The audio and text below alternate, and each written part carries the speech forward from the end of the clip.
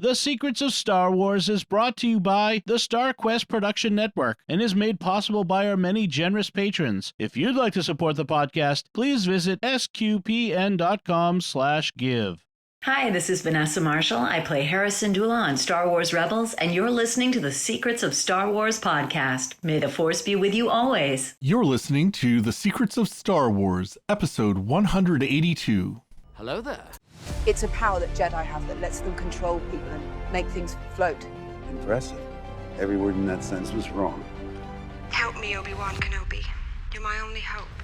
This station is now the ultimate power in the universe. I find your lack of faith disturbing. It's against my programming to impersonate a deity. That's not how the Force works. Force is with me, and I am with the Force, and I fear nothing. Remember, the Force will be with you, always.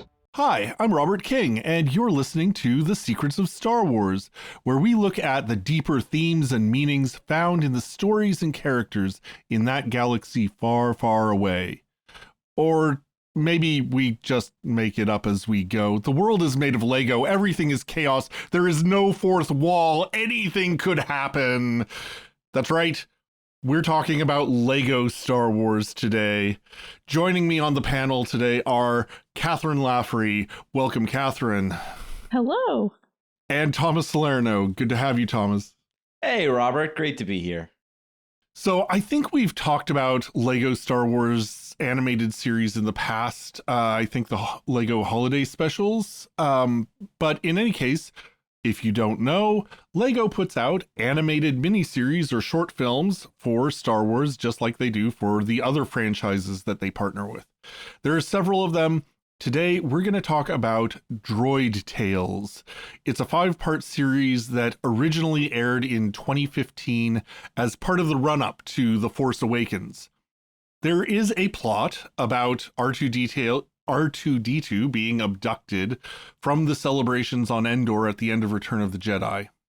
So C-3PO and Admiral Akbar have to go chasing after R2 to rescue him. And it's just mostly a gimmick to let 3PO... I mean, it is. To show off different locations in the Star Wars universe and let 3PO tell the stories of the prequel and original trilogy movies. It's kind of a way to help people catch up on the Star Wars universe just before the sequels got going. And dang, it's hilarious. Yes. It's just amazing. So I don't know. Let's just jump in. What are some of your favorite moments from this series? Let's start with you, Kathryn. Right in the beginning, well, first of all, the fact that it's actually C-3PO telling the story. From the first time that I saw Star Wars, where C-3PO was telling the story to the Ewoks, yes, I wanted to know forever his story. I just wanted to know what C-3PO and R2-D2 had been up to all their lives. And so to have him telling stories just was like, yes. And then the fact that he's like, oh, but my memory was wiped and R2 had it all along. Love the little jump drive with his little head on it. That was awesome. Yeah. Did that inspire his memory reboot in episode 9, I wonder? It had to. Yeah. Maybe, yeah. Yeah. Well, yeah. And then, oh my gosh, little Anakin. I find your lack of white bread disturbing. Oh my goodness, yes. So much like actual like 9-year-old vibes from that. Yes. Yeah, watching him flip personalities. Oh, loved it. With Palpatine doing something similar as well. Yes. Right. Yeah, so yeah, I loved the way, and this is true of all the Lego movies, animated features. I love the way they treat the Lego parts and pieces in the universe as real parts and pieces of the universe, like, you know, the head spinning around and the hair pieces flying off, and it's just it's delightful to see that kind of fantasy going on. Thomas, what were some of your favorite moments? it's funny because I hadn't seen this until just today before we recorded this. I've seen I've seen the Lego Holiday Special, which I kind of thought was and it was better than the original Holiday Special. Oh, yes. Right. But I mean, just like on its own, I thought the Lego Holiday Special was it didn't do it for me, I guess. And with this one, I was just like, it was okay. I mean, like there were parts that made me chuckle. I really like Lego. I really like Star Wars. There were lots of good moments in this, but I guess like once I found out that, it's like Cliff Notes of the 6 movies, I kind of like became a little bit disengaged a bit. Oh, interesting. But I was the parts that were most interesting for me was the original parts where they're trying to find R2-D2, the parts that are original to this. I was very disengaged during the stuff which was recapping the original 6 movies. But I actually found some of my favorite parts were from the search for R2. I thought it was really funny that Akbar is obsessed with his Jedi starfighter. He's like that guy. He's like that guy who has a vintage car, like a Thunderbird or a Corvette or something, and he's like, like George Lucas, doesn't he have vintage cars? Yeah. George Lucas is into cars. He's a car guy. So I thought that was a very funny reference. Akbar's having a midlife crisis, you think? Yeah. He must be. I like that. I thought it was kind of funny, jumping towards the end where like they have the giant Mecha Godzilla sized battle droid made of all the parts that's kind of roaming around. I like that they pulled like probably one of the villain turns out to be one of the only competent Imperial officers from the original trilogy, General Veers. Yes. I thought that was interesting. I did like some of the stuff from the recaps. I like the red flag joke that we were referencing before, where they meet little Anakin and Watto's running around going red flag. That was funny. Big red flag. Big red flag. Yeah. I liked you mentioned about the parts, Robert, and how they treat them like real Lego parts. I enjoyed during the pod race when they show the part where in the movie Anakin and Zabulba's pods get stuck together. Anakin uses that tool, that real life tool that takes apart Lego pieces that are stuck together to separate the two pods. I thought that was brilliant. That was very good. Yeah, that was funny. It's like I felt it had moments, but overall I felt it was kind of very uneven. But it's a Lego Star Wars thing. It's not like it needs to be a masterpiece or anything. I don't want to be that guy that where I sound like I'm being too hard on this. I'm not. Oh, it's Thomas, I think you might be that guy. That guy. It's just for whatever reason, for big parts of it, I was just kind of like, okay, let's get back to Akbar and 3PO or whatever it was. All right, I'm going to throw a Catholic question at you then, Thomas. Yeah. Of the 4 Gospels, what's your favorite? Luke, probably. Okay. Because this is very much the Mark Gospel of Star Wars. Okay. I mean, say more about that. I know. I think I know what you mean. Yeah. I've heard people say if you've got people that are new to the faith and you want to bring them into the Jesus story quick and fast, have them read Mark. It's the shortest gospel. It gets right to the point. And I feel like this was like taking the 6 movies and just boom, giving you the Mark gospel version. It's like, there it is. I just remembered before I forget, I think my favorite part was that they make such a big deal out of something that's bothered me for years, which was why on earth in The Phantom Menace does Palpatine want her to sign that treaty? Yes. It makes no sense because it goes against his what he's trying to do. Like it's like his Sidious self and his Palpatine self are at cross purposes in that movie.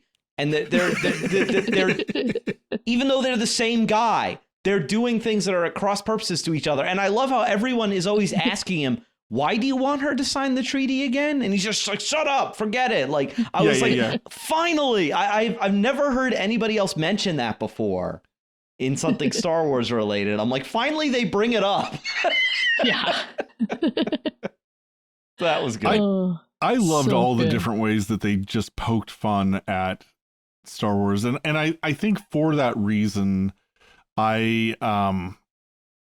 had almost the opposite experience of you, Thomas. I really enjoyed the flashbacks of 3PO telling the story of the Star Wars movies, and sort of subtly retconning a lot of things, and like seeing what would be retconned and what would be called out and what would be and like there were some things that just made more sense in 3PO's telling of it than they did in the actual movie. Yes. Yeah, I thought it was delightful, and I don't know, like I think maybe one of my favorite moments was when Boba Fett was on Jabba's barge and like just kept getting hit in the jetpack and shooting off and then landing and recovering and then getting hit in the jetpack again and shooting off and it was just like, you know, like taking all of these things that fans have talked about and made fun of for ages and making actual jokes out of them. I loved that. Right. Oh, and in that scene, don't worry, we're not alone. And you get the dun dun as Luke's nodding to all the other people that are there. Yes. And then finally you get the last little dun, and it's like the waiter guy playing his tuba.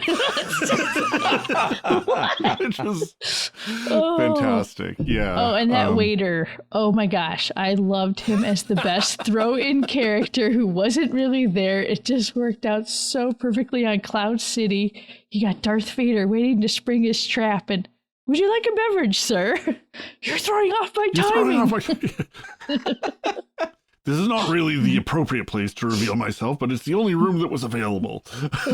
Or, Luke, I am your... Sir, may I help you? Would you like something? You're throwing off my timing. I'm trying to tell him I'm his father. Oh, golly. I just loved how all that happened. And the way that they softened the blow on a lot of stuff that would probably be freaky to kids. Yes. Like, you know, oh, I'm your father and, you know, you just sliced my hand off? What? You know, none of that was there. So I could easily see in the future if I had some little kid that was like, oh, you know, why do you like Star Wars so much? I'm like, oh, let's watch Droid Tales and then we'll get into the big stuff. Yeah, it's very much, it's very clearly aimed at children, with a lot of jokes for the adults who are watching with the children. And unlike so many animations where, you know, the jokes for the adults are like euphemistically adult in content, you know, they're jokes about violence or sexuality or something like that. It's like the jokes here are jokes about Star Wars that you know because you've seen the movies, right? And so you get the context, and it's like, so it's 100% clean all the way through, and it's just it's good, clean fun. I have said before, I don't think I've said this on this show before, but I would like on my wish list for future Star Wars projects is a straight up Star Wars animated comedy, but that's completely in canon and is not Lego. Oh, that's what I want in the future. Like something that's kind of like what Star Trek does with Lower Decks, but not as not as adult as Lower Decks can be sometimes. Something that everybody can watch, but that is a straight up comedy that pokes fun at those things we can poke fun of in Star Wars, but that's not Lego. That was the first thing I thought of was Lower Decks. This is like it's like the family friendly version of Lower Decks. Family friendly. Yeah. Yes. But I'd like to see them do it without the sort of Lego universe. I like how slapstick it can be with the Lego stuff, but I just feel like there's a straight up comedy is something that canon Star Wars has not done before. And I feel like they should take the risk and do it. I think it would be fun. It would be fun. Do you have an idea for what kind of comedy you'd like to see? Like a buddy cop movie or a rom-com or a... Honestly, I would like to see something with droids. I'd like to see something that was kind of like the old droid show that I saw when I was a kid. But that was more of an action adventure show. But I think with droid as this miniseries shows, droids are just great. They have a lot of great comedic potential, and I would like to see that in a non-Lego context. I think that would be funny. I think as 3PO said, droids are people. Droids are people. Yeah. I would like to see something that's kind of like showing the life of the everyday person in the Star Wars universe, because I feel that could be really funny. Like someone like the Life of Brian kind of thing, or like someone who has like an ordinary job, or not even an ordinary job, kind of like an ordinary Star Wars-ish job, like almost do like, okay, so you know how in Futurama they're a parcel delivery service, right? I would like to see that in Star Wars. As a parcel, like they're not a smuggler, but a legitimate, legit small parcel delivery service, but in the Star Wars galaxy. What does that look like? I think like that would be funny. Or some other mundane blue collar job. I think there's a lot of potential, because the wider Star Wars universe would keep creeping in and kind of messing up their day, and they're just trying to get on with their life without having to deal with all this galactic stuff, but they can't escape it. And I feel like that there's a lot of potential there for like a starship detailer. Oh yeah, that would be fun. Yeah. Bring the ship in, clean it up. You're like, oh my gosh, what happened here? One of the funniest characters in The Mandalorian is the ship mechanic. Oh yes. And she has a normal blue collar job, you know, like with her Jawa boyfriend. With her Jawa boyfriend and her pit droid crew. Yeah. Yeah. Oh, yeah. Oh, wait, but now her boyfriend's a Twi'lek. She went with that guy in the book of Boba Fett. Oh, did she switch up? Yeah. She's with the Twi'lek Major Domo guy in the book of Boba Fett. I almost wondered if, like, the book of Boba Fett, they were going for, like, a sitcom vibe with that, but... In parts of it seems like it, doesn't it? Yeah. It's like the Book of Boba Fett, like it's really divisive, and I think one of the reasons it's divisive is because tonally it's all over the place. But that's just Robert Rodriguez, isn't it? Tonally, it's all over the place. That he does that. I feel like he does that really well sometimes. yeah, I guess so. Yeah, no, that's a great point. And but I think like the overlap of Robert Rodriguez fans and Star Wars fans, I think maybe was not quite ready. Like that overlap was not quite built up enough. And so like a lot of Star Wars fans were like, what is this? Whereas with this show, though, I think they've got the built-in audience because the overlap between Lego and Star Wars has always been huge. Oh yeah. Even before the partnership, like Lego started, I think Star Wars was the first big franchise that they partnered with, wasn't it? It's got to be one of the first, at least. Yeah. Yeah, it's very long standing for them, and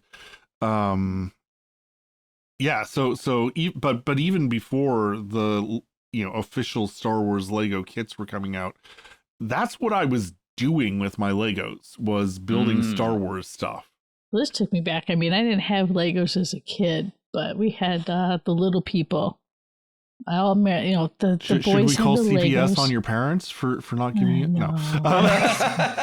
My dad is still trying to figure out, when did you get into all this Star stuff? I'm like, Dad, you took me to Star Wars when I was 8. I love it. I can't help it. But Yeah, I had friends. We would get every Little People set we had, take it to her backyard because she had this hedge, and we would set up all the little characters in the hedge and play out like some movie, like Robinson Crusoe, or play out Tarzan. You know, these characters weren't even like set up to be that, but it was like, okay, what can we do? And that's what Lego Star Wars cartoons have always made me think of, is just a kid going wild, playing with their Legos, but making up their own stories. And that's just fabulous. I'm glad you said that, because that takes me back to my brother and I used to do that exact thing. Not just with our Star Wars Legos, but with all our Legos. We created whole like universes with huge casts of characters who are minifigs, going through the most insane, like we developed a whole superhero sitcom universe using Legos, and it was great, you know, like, and yeah, now that I think about it, like, okay, you really have, if you're an adult, you really have to get into that child headspace if you're going to watch these, because otherwise you're just going to be like, what's going on? So like, yeah, it's like, once you think about it, like, yeah, this is how kids act when they're playing with Legos. You're absolutely right. Yeah. Yeah. Let out your inner child. Oh, that's what I loved about the episode where 3PO meets the kid who has the trading cards from the Rebels heroes. Oh my gosh. He's like, am I in there? Like, what? Who are you? That was awesome. And then they're just flipping through, and then the whole episode, as they talks about a new character, you see the little, you know, trading card come flying into view, and you get the whole little recap on this person, like you're reading their stats off a baseball card. It was awesome. Right. Or like, you know, I used to collect Pokemon and Digimon cards as a kid. So it's like, you know, you have the character and all their stats and stuff. And yeah. And it's like, and you mentioned, Robert, like, you know, like creating things like stuff out of Legos. We had a lot of Star Wars Legos, my brother and I, but we would often just take them apart and build our own original ships. Oh yeah. Yeah. Yeah. It's like, you know, I like, even when I was a kid, I was like, you know, after seeing the prequels, and like, especially in like I'm not really a big fan of Attack of the Clones, except for the ship designs. I love a lot of the ship designs in Attack of the Clones. Yeah. Especially the LAT gunship. And when I was a kid, I was like, you know what? The Imperials need a gunship. So I built one. I took A-Wing parts and TIE Fighter parts and parts from unrelated sci-fi Legos, cobbled them together and created this Frankenstein, like, Imperial gunship. It looked like if you crossed a TIE Fighter with an A-10 Warthog, you know, that plane, that military plane in real life, with a dump truck. Like, if you put those three things together, that's kind of what it looked like, you know, like, and that's another thing I think these little shorts are tapping into, is that power of imagination. And with Legos, you could just kind of build whatever you could just build anything. You don't need to build what the instructions in the booklet tell you to. You can, and that's fun, but you can also just go nuts and build whatever you want. Well, it's like that scene with Luke Skywalker bringing down the walker. Yes. It's falling down on top of him, and he like uses the Force, builds a little house. Archie, did you see that? Yeah. Well, and then when they're on Dagobah, and it's like, lift the X-Wing out of the swamp, and it's like, oh, it's too big, and Yoda lifts it up, and it's amazing, and he says, not done showing off, am I? And just starts transforming it into all kinds of other things, and like I kind of love that the most we see the Force being used in any of these shorts is to do Lego stuff, to build stuff with Legos, and it makes you wonder why the Force isn't used that way in Star Wars, to like cobble things together.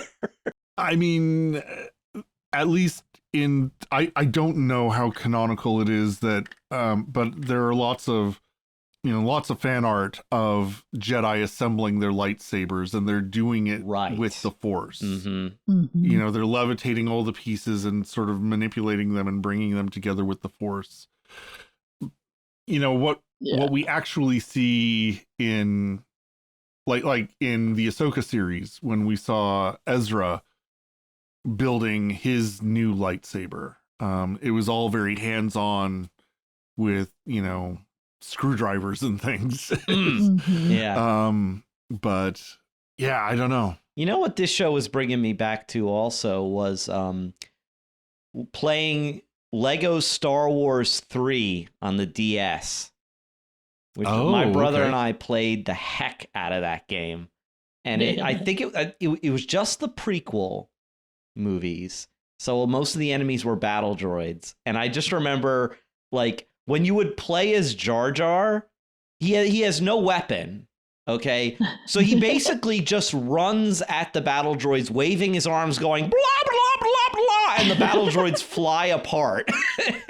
Nice. And I was laughing, too, and I kept chuckling whenever he showed up in the prequel segments of these things. He just got blasted and, like, flew off into oblivion and, like, exploded. Like, poor Jar Jar. He says, like, I thought I'd have a bigger part. Yeah, exactly. Well, and I loved that he kept sort of flying through the screen, right? Even in the original trilogy summaries, that he, he's definitely still there, just kind of, floating through space and yeah. Oh, that was fun. Well, but then talking about video games, where they show them going into the droid factory. Yeah. Oh, and he's like, just think of it as a video game. I forgot to mention that was probably my other favorite part, was the video game section, because I'm like, you know what? Yeah, that's like a side-scrolling platformer in episode 2, where they're trying to make their way through the droid factory. Yeah, as soon as I saw that scene in the real movie, it was just like, oh, man, this is just for a video game in the future. That's what that scene is for. And sure enough, they make fun of it. I'm like, oh, thank you. That was awesome. Yeah, there's so many great lines. Yeah. Reminds me of that scene in Galaxy Quest, where they have to get through the stomper chomper things. And it's like, this was a horrible episode. It was badly written. But no, the way Lego like just completely pokes fun at everything about Star Wars, but you can tell it's coming from such a place of love. Right. They're not laughing at it. They're not making fun of it, quote unquote. They're celebrating it, just also pointing out what's kind of silly about it. Yeah. Like, I loved R2 whistling the Star Wars theme as he's going up to fix the Naboo ship. It's like, oh my goodness. I'm watching everybody else. Or when R2 goes after all the other droids, when he's at the farm and they're picking out the droids. They pick C-3PO and they're like, oh, how about this one? And it blows up. And R2's just like,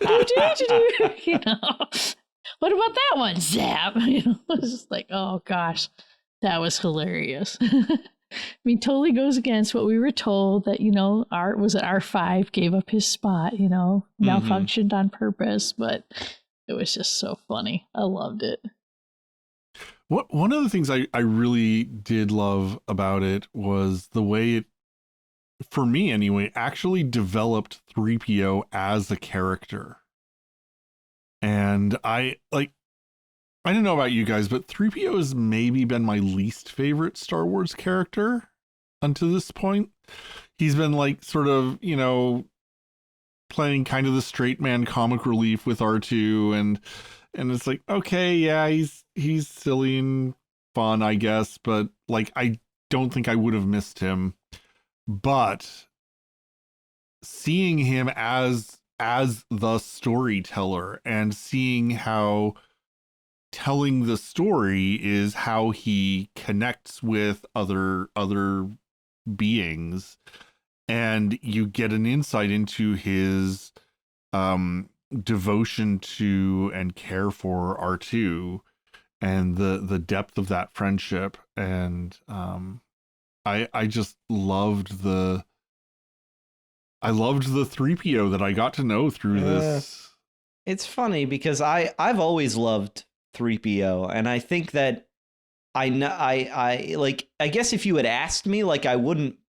He's not the first that would come to mind, but then when I started thinking about it as you were talking, I'm like, well, my brother and I quote 3PO constantly, so he clearly made an impression on us, and I feel like he would like be and it's funny he has some of the he saves whatever he's in, even in a divisive movie like The Rise of Skywalker. Every scene he's in, I could just watch over and over. He has some of the best dialogue in that movie. He saves entire scenes simply because he's in it. And Anthony Daniels is just a treasure. And I love that he's in this. He will just be in anything Star Wars. Like, he's always that actor who will just come back whenever they need him. And he's become that character. I couldn't imagine anyone else doing it, and I love that he was in this. As soon as I heard his voice, I was like, okay. I'm like, I'm glad he's in it. Yeah. I wonder if he got to ad-lib the name. What should I call you? That is nice. Actually, I'd like to be called Kevin. Yeah, Kevin, yeah. You're C-3PO. He's like, oh.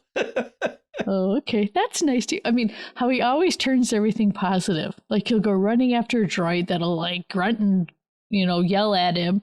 Oh, sorry, must have caught you on a bad day. It's like everything always flips positive. Yeah.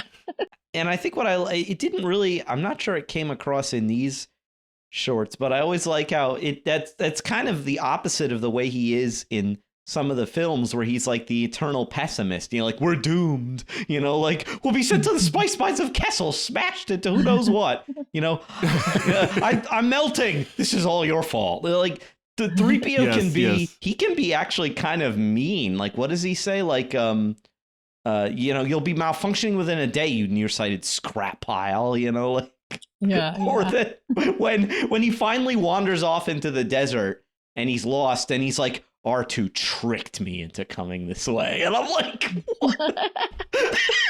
It's like, yeah. Like, what? Like, but yeah, that you mentioned their relationship, Rob, and I think that's the genius of it, and that they play up in this. Like, when R2's missing, when he's been kidnapped, 3PO is like beside himself. He's like, what am I going to do without my counterpart?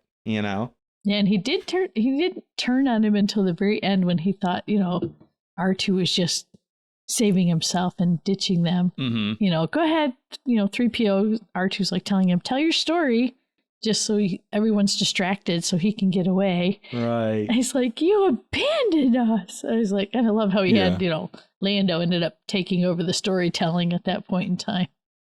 Yeah, we had to talk about that. Like, Lando, the big reveal is that Lando is the mysterious figure, as the episode descriptions. I liked that they called it the mysterious figure, like Lego figure. Yes. Mm-hmm. And like, just thinking of everything as Legos. Yeah. There's the scene where they're retelling them finding Leia on the first Death Star. Yes. Luke walks in. Yes. She's like, you're kind of short for a stormtrooper. He's like, I'm the same size as everyone else in our universe. Exact same size. Yes. It's so good. I mean, I just giggle anytime I think of a scene. The stormtroopers trying to throw snowballs at Darth Vader's burning feet and hitting him in the face. It's like, can you aim for my feet? Because his feet are on fire. Aim for my feet. It's like, we are aiming for your feet. Awesome. When Veers is having trouble giving them directions for stuff because they seemingly can't comprehend his directions. It's like they always repeat back his directions to him, but with some error. Like they're Oh, that was I love. Are you talking about the scene that was a Monty Python callback? Oh, is it? I'm not really familiar with Monty Python. So if that's what it was, it was completely lost on me then. Yeah, there's a scene in the Holy Grail where the king is telling the soldiers to guard his son, and it's almost line for line. So you stay here until I come back to get him. Right, we stay here until you or anybody else comes back. No, just me. All right. I mean, it's hilarious. It's funny. That's I thought why it was sounded funny so on its familiar. own. I didn't know it was referencing something. I mean, it is funny on its own, and it's also referencing something, which is, yeah. It's always fun to have like multiple levels. It makes me wonder, like, were there other references outside of Star Wars that I was missing? Because that was the only sort of non-Star Wars reference that I caught. But I am an uncultured oaf, and so I don't know what else I might be missing. I mean, I kept rewatching this, trying to find something else. And then I'm like, is there anyone out there that could just give me all the Easter eggs, please? Because there's so many of them. This is awesome. Well, you found a great list of those Easter eggs on TV tropes, and you sent us a link, and that was fantastic. Yeah, they had a couple fun ones there. I mean, the classic with, Darth Maul when he first appears, and the way he's going, awesome, with this really high voice. That annoyed the crap out of me, actually. Oh my gosh, Really? but that was so funny because the more I kept watching that scene, the more it sounded like the music in the show in the movie that came on behind him. Where it's like, if you just keep saying, awesome, awesome, it sounds like his theme. Okay. And then the fact that they did it in a high-pitched voice was actually playing into the fact that when they cast, who plays Darth Maul? I forget his name. Ray Park? Yeah, they told him his voice was too high for the character, and they had to dub his voice over. They wanted a lower voice. Oh. And so that's what the Lego thing was playing off of, was that his voice is high. I was like, oh my gosh, that's so funny. That's a funny coincidence, because the actor who played Darth Vader in the suit also had a higher voice than they wanted. David Prowse. Yeah, which is why they dubbed James Earl Jones over it. I mean, it's not hard to have a higher voice than James Earl Jones. Right, yeah. But like I've seen some of the footage where it's Prowse's voice, and I'm like, yeah. Okay, like, you are part of the Rebel Alliance and a traitor. And I'm like, nope, that cannot be Darth Vader. Sorry. Yeah. Although one of my sort of minor annoyances with episode 4 with the original Star Wars is how what he's saying and the gestures he's making don't always sync up nicely. It's like it's very clear that somebody else is, that the voice is being dubbed over, and when he's shaking his finger or lifting somebody up or something like that, and it's they should have made fun of that in the Legos. That would have been a deep cut. Yeah. Well, I guess the people at Lego don't have my particular annoyances in mind. Oh, but it would have been funny though. We talked about gestures. The one where you got 3PO and annoying Han. Yes. And Han turns around and he just holds up his little claw hand there. And 3PO's like, I have no idea what that's supposed to mean. And Han's like, these little claw hands. I mean, supposedly he could have been flipping the bird. We don't know. That's little what Lego TV Trope hands. says. But in I think it was Empire Strikes Back, in that moment that they were quoting, Han was holding up his index finger, if I remember rightly. He just points at him. And it was very clearly a shut up and kind of gesture. So I don't think it was meant to be vulgar in any sense, but I doubted it. I was like, what? No, but yeah. And that's the thing. I feel like the original Star Wars movies are actually very funny. And I think that's why it lends itself to doing a more like straight comedy. Because there are a lot of funny moments in every Star Wars movie. Most of them unintentionally funny. I don't know. There's definitely some like the original trilogy, I thought, they kind of kept the comic relief to the droids and like it increasingly Han Solo.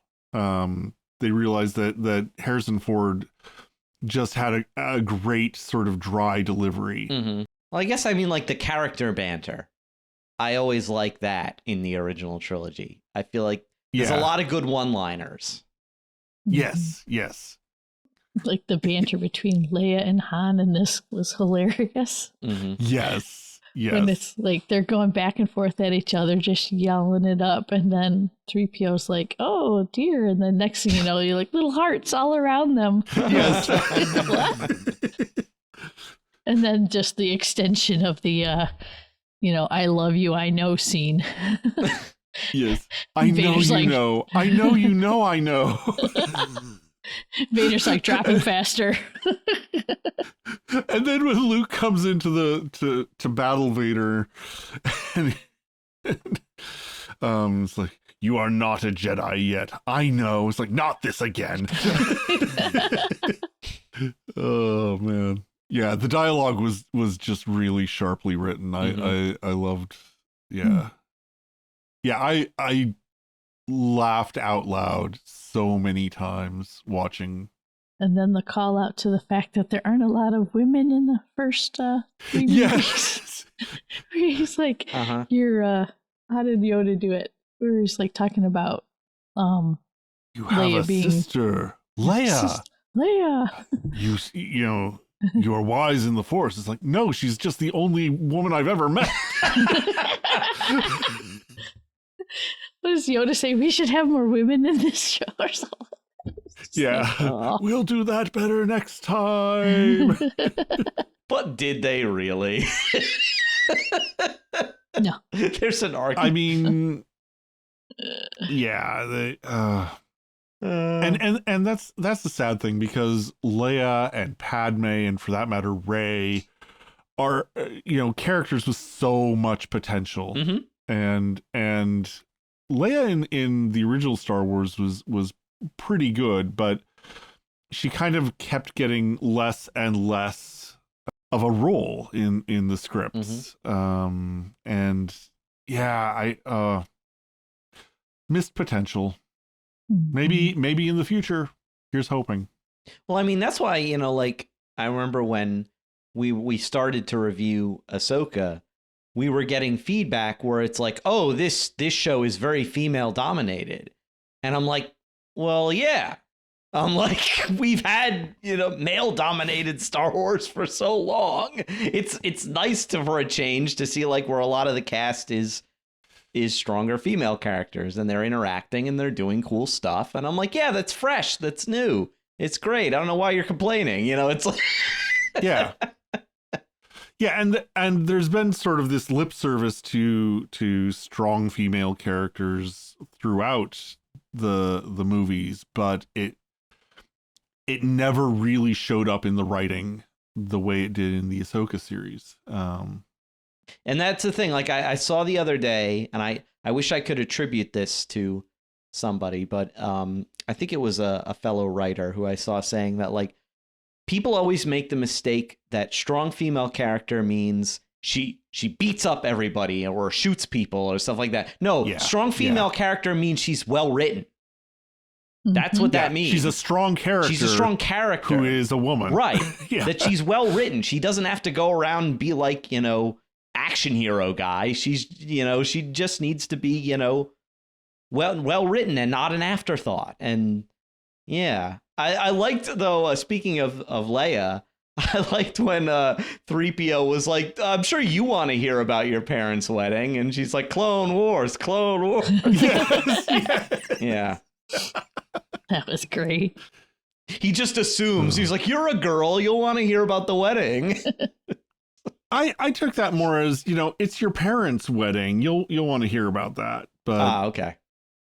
Honestly, I just want to like watch it again and like share clips. I right. I wish this this is maybe the first time I've wished this podcast were a vlog or something, that we were doing this on YouTube, because I just want to show a bunch of clips of this show and laugh at them. This would be a great watch party. Yeah. Oh yeah, maybe that's like a future like live stream we could do, if that's possible. Ooh. Like a watch party of one of the Lego ones, and we just do that thing where it's like we tell people, just start it at this timestamp, and like we all start it at the same time and all react to it. That might be fun. SQPN reacts. Okay, like that could get old real fast, but I feel like if we do it, only if every once in a while, that might be a fun thing to do. Yeah, I actually need to see, now that I've been talking to you guys about it, now I need to go back and watch it again with everything you guys have said in mind. So that likewise. Yeah. Well, it was funny when I was watching it, just like watching it during lunch, and my husband works from home, and he walks in and he's like, "What are you watching?" I was like, "Droid Tales," and he stops for a second. He's like, "Oh, this is good." And then he just started laughing because he was catching up on some of those things. I wish he would have seen the scene from Monty Python, because he loves Monty Python. Oh gosh, yeah! Just every time you turn around, that quick, witty, some little, comment here and there. And punch it, Chewie. No, not like that. Punch it. Right. I just remembered that Akbar. Remember his because the mysterious figure not only abducts R2, he hijacks Akbar's starfighter that he's very fond of, Daisy May. The Daisy May. But they have to go into his older vehicle, which is full of fast food cartons. Yes. I'm like, yeah, I've known people whose cars are like that. Yeah. Everyone knows somebody. I was going to say it's like my old Bachelor mobile was. Yeah. Oh man. Yeah, it's just every now and then just a scene pops in your head and you just laugh. Yeah. It's one of those things. If you need a laugh, you go watch this. It's funny. It's just look for a laugh. It's there. And even good old General Veers at the end there, the last thing he yells out is, "Now I have to go back and live with my parents." Yeah. Yeah. Like, oh, is that why they had... foreshadowing Andor. Right?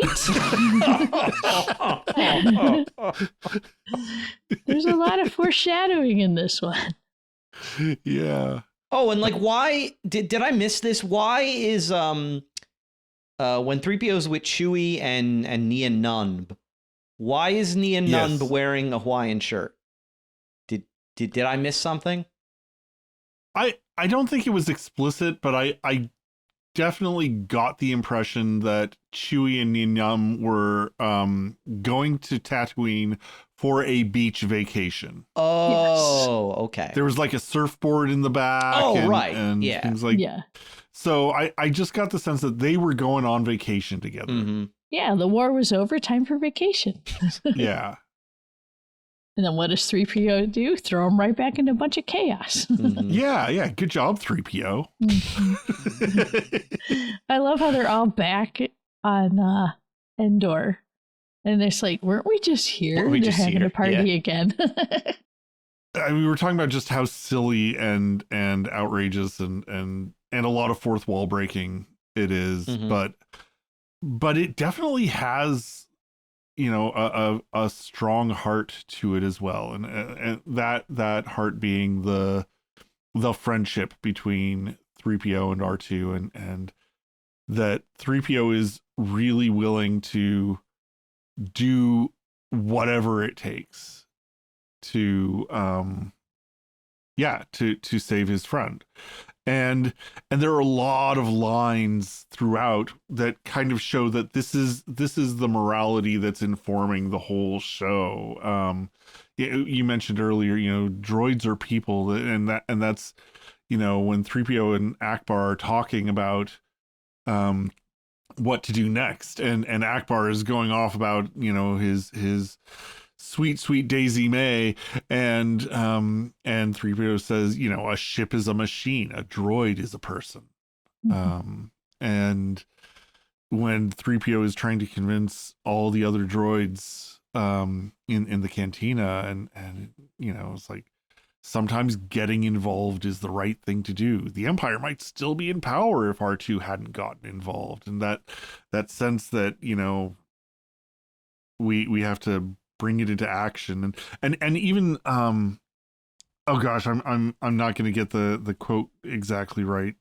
But it was you know, Leia talking to Han right before he went off to this was in the flashback to the original Star Wars, and it's like, oh, I guess money's all you care about, you know, that, you know, you're just gonna go off and that's the only thing that's important to you. And then he says, you know, oh no, I'm gonna go off and help Luke. It's like, oh, I guess saving your friend is the only thing that's important to you. Yeah. It's like kind of turning that line on its head, and I thought that was hilarious. But again, like kind of by the absurdity of it shows, you know, oh no, this is what this series is about. It's about the power and importance of friendship. It's that, yeah. And now I'm thinking of C.S. Lewis's Four Loves, and it's philia is the love of friendship. Is that right? Yeah. Mm-hmm. You know, so that deeply human connection to another person, and it just comes out so sweetly and beautifully in the midst of this absurd chaos. One of my favorites that still makes me giggle is how immature they had Anakin when he was at the Jedi Temple. Oh, right. Yeah. And he's like, I am not. And Yoda's like, R2, I am not. R2. And in comes R2. Comes in. Not you, R2. Oh, just goofy kid stuff. Oh, you know, keep that inner child. I think I saw a quote recently on that. And I think it was Chesterton talked about having that inner child still there. Right. Yeah. Right on. Well, this has been a ton of fun, and it has kind of revitalized my own inner child in what I hope is a good way. I hope I'm childlike and not childish in enjoying this, but yeah, we would love to hear your thoughts about 3PO's version of Star Wars and the chaos of Lego, or anything about the Star Wars universe. We'd love it if you drop us a line at starwars@sqpn.com. We're also on Facebook at StarQuest Media. My favorite place to connect with the community is our Discord server, and you can get an invite to our Discord server at our website, sqpn.com/discord. Every episode, we want to take a moment to thank our patrons, because you're the ones who make it possible for us to create this podcast and all the other podcasts on the SQPN network. This episode, we would especially like to thank Lori F., Virginia O., Diana K., Emily P., and Mark K. for their generous support. If any of you out there would like to join them in keeping our work going, please visit sqpn.com/give. It also helps us when you subscribe to us on your favorite podcast platform, and especially if you can leave a review, that's great. We're on Apple Podcasts, TuneIn, Spotify, iHeartRadio, lots of others, and don't forget our YouTube channel. I think that's all for now. So until next time, Thomas, thank you for being on the show. Thank you, Robert. Kathryn, it's always a pleasure to have you on. Oh, lots of fun. Time to go play with toys. Yeah, absolutely. And thank you all for joining us in sharing the secrets of Star Wars. I've been Robert King.